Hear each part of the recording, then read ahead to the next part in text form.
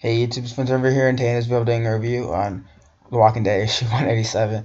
I was about to record this way earlier in the morning, like at 9 in the morning or whatever, but then I had to go, and I was like, oh crap. And then I turned on my computer, and this was the first thing that came up. I totally forgot about this. But yeah, I guess I'm doing it now. I had a bunch of things in mind of what I was going to say, and then, now I don't really know. I don't really know why they have this cover, though. You'd think that, I don't know why it's called the real back either. Like you think that Michonne and Rick would like have a well, they kind of did have a dispute. Not really though. It wasn't really that big. By the way, Michonne has like a different hairstyle, just like she does in the show, except it's different in the show.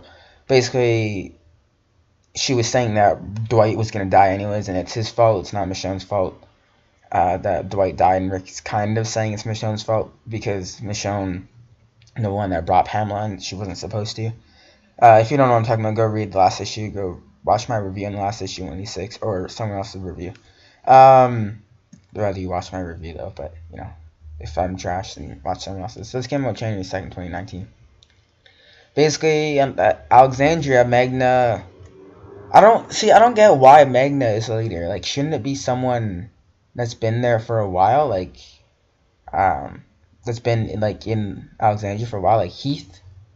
Like, Heath has been in Alexandria since he first appeared in issue 69, and that's when Alexandria first appeared, but like they first got into Alexandria in issue 70. But issue 69 is when they first saw Alexandria for the first time, and Heath was there. So Heath has been in Alexandria for, like, in the comics it's been almost 5 years, but I don't know how long Alexandria's been up. I'm guessing, so I'm just gonna say 3 years. Heath has been in Alexandria for 3 years. Magna's been in Alexandria for 0 years, maybe a few months. I don't get why she's the leader. Anyways, I guess he just wanted Magna to be leader just so there's more Magna stuff. Basically, she wants Sadiq to go to Hilltop because she wants people to go to Commonwealth. She wants a group, and she doesn't have too many people to spare to go to the Commonwealth, which she does because there's a bunch of unnamed people anyway, so you can bring Heath, and there's a bunch of unnamed people anyway. So, anyways, she wants Sadiq to go to ask Maggie for some people, and then basically Maggie thinks it's a good idea. So she asks people to volunteer to go, and basically Paul Monroe volunteers, Aaron volunteers. Carl basically says he has to go because his dad. And I don't know when the last time Carl and Rick have seen each other too, so it's gonna be pretty cool.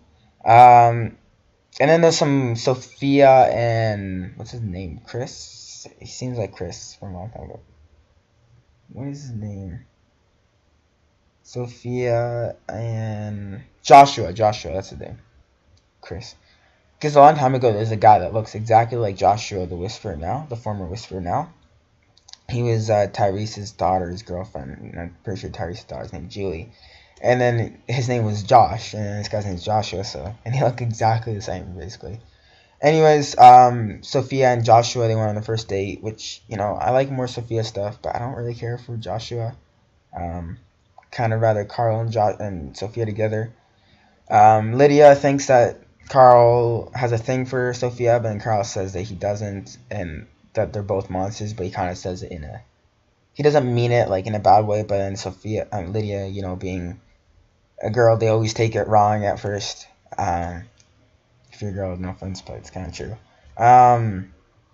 She gets mad, but then once Lydia knows that Carl's leaving, they talk, and she basically forgives him, and Carl explains what he meant, which was good.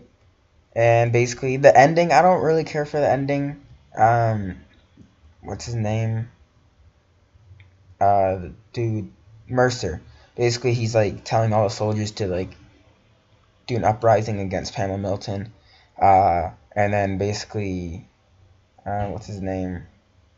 Lance Hornsby. He hears it and he's like, "Oh, Pamela's gonna be disappointed in me." And it's like, I don't really care because I don't care for Mercer. And basically, the princess, she told her story pre-apocalypse, and talks about a stepbrother and stuff like that, which is just really annoying. Because one, no one cares about Princess. Two, it's kind of making like the evil stepsisters like a fairy tale.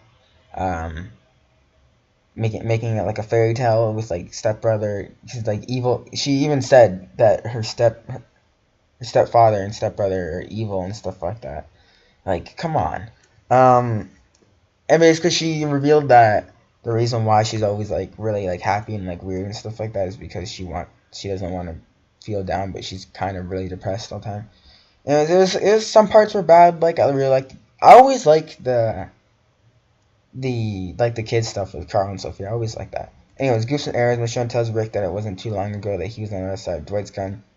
And since Voss says Dwight never pointed a firearm at Rick, and only talked about doing so.